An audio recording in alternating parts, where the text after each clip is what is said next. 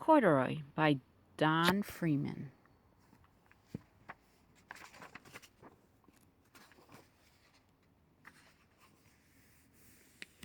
Corduroy was a bear who once lived in a toy department of a big store.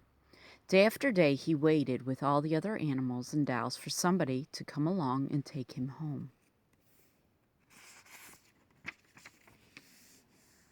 The store was always filled with shoppers buying all sorts of things, but no one ever seemed to want a small bear in green overalls. One morning, a little girl stopped and looked straight into Corduroy's bright eyes. "Oh, Mommy," she said, "look, there's the very bear I've always wanted." "Not today, dear," her mother sighed. "I've spent too much already. Besides, he doesn't look new. He's lost the button to one of his shoulder straps." Corduroy watched them sadly as they walked away. "I didn't know I'd lost a button," he said to himself. "Tonight I'll go and see if I can find it." That evening, when all the shoppers had gone and the doors were shut and locked, Corduroy climbed carefully down from his shelf and began searching everywhere on the floor for his lost button. Suddenly, he felt the floor moving under him. Quite by accident, he had stepped onto an escalator, and up he went. Could this be a mountain, he wondered. I think I've always wanted to climb a mountain. He stepped off the escalator as it reached the next floor, and there, before his eyes, was a most amazing sight. Tables and chairs and lamps and sofas and rows of bed. "This must be a palace," Corduroy gasped. "I guess I've always wanted to live in a palace." He wandered around admiring the furniture. "This must be a bed," he said. "I've always wanted to sleep in a bed," and he crawled onto a large, thick mattress. All at once he saw something small and round. "Why, here's my button," he cried, and he tried to pick it up, but like all the other buttons on the mattress, it was tied down tight. He yanked and pulled with both paws until pop! Off came the button, and off the mattress Corduroy toppled. Bang! Into a tall floor lamp. Over it fell with a crash.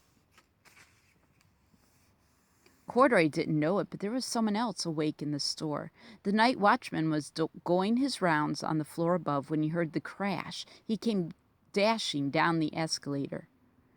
"Now, who in the world did that?" he exclaimed. "Somebody must be hiding around here." He flashed his light under and over sofas and beds until he came to the largest bed of all, and there he saw two fuzzy brown ears sticking up from under the covers. "Hello," he said. "How did you get upstairs?" The watchman tucked Corduroy under his arm and carried him down the escalator and set him on the shelf in the toy department with the other dolls and animals.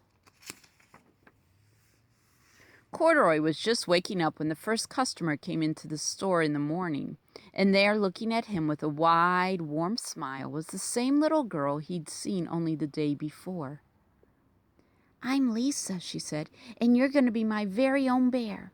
Last night I counted what I'd save in my piggy bank, and my mother said I could bring you home." "Shall I put him in a box for you?" the saleslady asked. "Oh, no, thank you," Lisa answered, and she carried Corduroy home in her arms.